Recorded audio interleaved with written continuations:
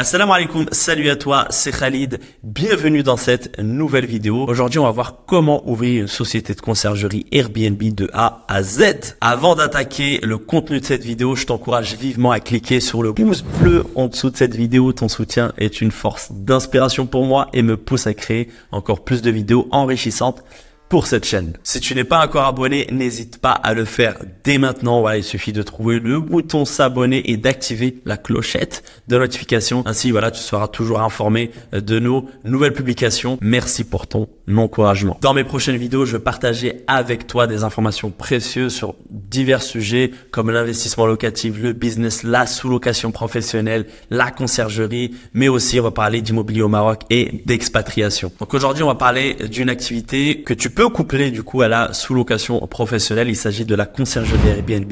Reste bien jusqu'à la fin de cette vidéo. On va voir comment ouvrir une société de conciergerie de A à Z. Tout d'abord, c'est quoi la conciergerie Airbnb?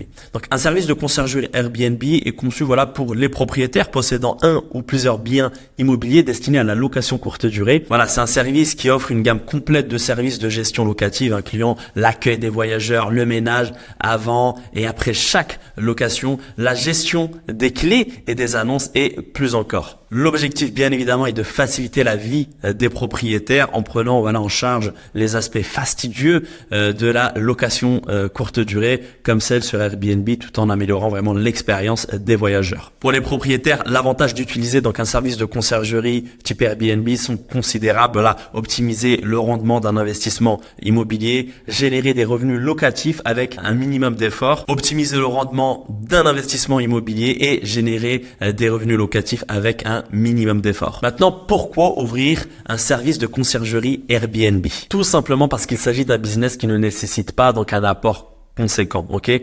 Avec une rentabilité très intéressante, tu peux générer tes premiers revenus très rapidement et en vivre, quitter ton emploi, pourquoi pas si tu le souhaites, ou encore donc vraiment lancer une activité, une aventure entrepreneuriale en étant à ton propre compte, d'accord? Et je vous apprends rien quand je vous dis que se lancer dans l'entrepreneuriat, ça vous permet aussi d'avoir une certaine forme de liberté, qu'elle soit temporelle, qu'elle soit géographique ou autre. Parlons maintenant du marché de la conciergerie Airbnb en France. Il faut savoir une chose, le marché de la location courte durée en France est déjà bien établi et particulièrement dans les grandes villes françaises. Cependant, sa présence, elle est moins prononcée dans les villes de taille moyenne, les petites localités. Malgré tout, démarrer une activité dans ce domaine reste une option viable car la demande reste très forte. Par conséquent, pour quelqu'un désireux de créer sa propre entreprise, il existe une belle opportunité d'entrer sur le marché local des services de conciergerie. Lancer donc un tel service dans une ville moyenne, une petite ville, peut être en réalité un moyen stratégique de s'établir et de développer une entreprise rentable et à long terme. Maintenant, avant de te lancer dans cette activité, bien évidemment, il va falloir que tu réalises une étude de marché. De nos jours, c'est fréquent que des entrepreneurs se lancent dans un service de conciergerie sans effectuer d'étude de marché au préalable. Or, cette démarche, elle est cruciale, elle est extrêmement importante et ne doit pas être négligée avant de démarrer cette activité et d'entrer sur le marché. Du coup, pour ton étude de marché, moi ce que je te conseille, c'est soit d'utiliser des outils tels que RDNA ou autres, ou sinon faire une étude concurrentielle dans la zone géographique qui t'intéresse. Ok, tu prends 2-3 logements qui t'intéressent, tu compares ce qui est comparable, tu regardes sur Airbnb et à partir de là, tu checkes sur plusieurs semaines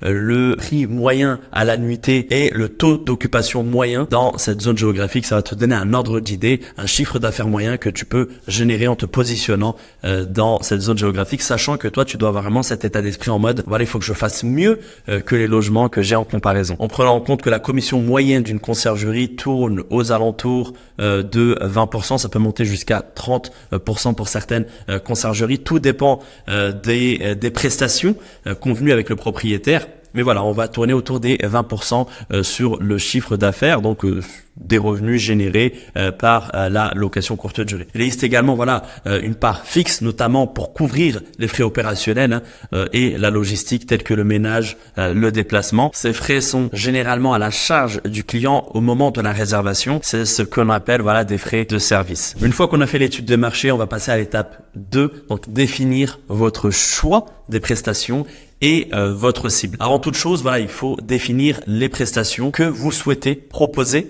à vos clients de manière générale. Cela peut aller des services de base d'une conciergerie jusqu'à des services plus luxueux et personnalisés. Donc réfléchissez bien à votre niveau d'implication. Gardez en tête que l'intérêt pour les propriétaires de faire appel à une conciergerie Airbnb est de pouvoir déléguer toutes les tâches logistiques relatives à la location saisonnière, donc gestion des annonces sur les plateformes, gestion des prix de location, réponse aux demandes de réservation, accueil des voyageurs et remise des clés, assistance aux voyageurs, état des lieux, ménage, maintenance et réparation, etc.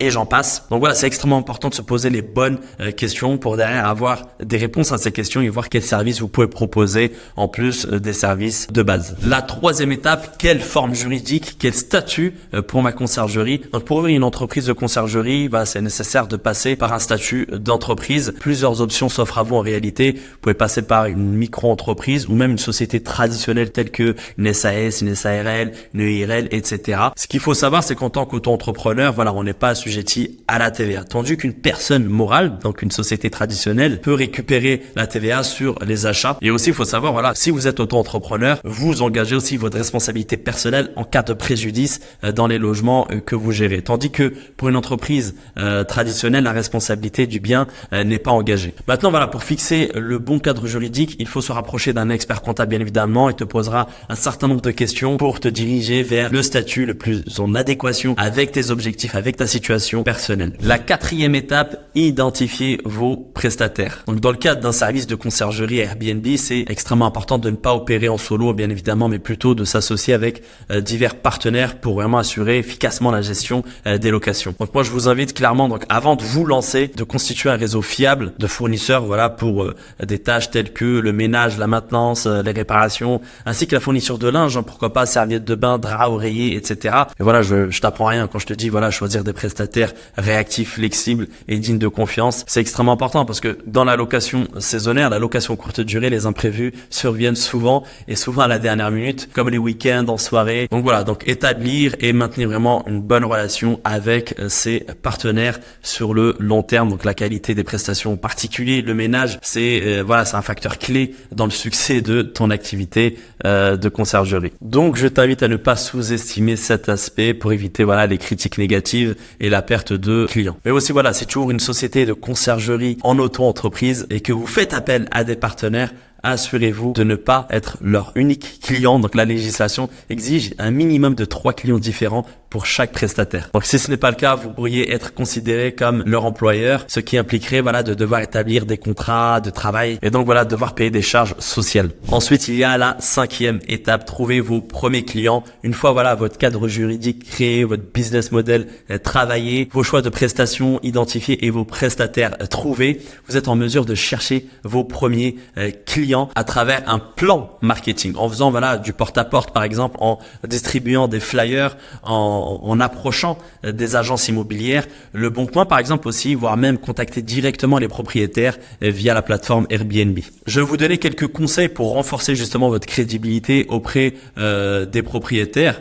Ou pour en attirer tout simplement, créez un site internet pour vous assurer de la visibilité. Investissez aussi dans des publicités payantes type Google Ads ou dans le référencement naturel SEO pour gagner en visibilité. Créez vos supports de prospection comme des flyers ou des cartes visites pour démarcher en local. À maximiser votre visibilité en local, c'est très très important auprès des offices de tourisme et des commerçants. En mettant en place ces petites stratégies, vous allez pouvoir décrocher en tout cas vos premiers rendez-vous et démarrer votre activité avec vos premiers clients. La sixième étape, disposer d'outils performants. Que vous ayez quelques clients ou des dizaines, l'importance d'optimiser votre organisation et d'accroître votre efficacité opérationnelle va rapidement se faire sentir. Comprenez que si vous choisissez de gérer seul l'ensemble de vos services, votre activité pourrait rencontrer des obstacles à mesure que votre clientèle s'élargit. Si vous gérez mal votre entreprise, ça peut nuire en réalité à la qualité de vos prestations et de menacer la viabilité, la pérennité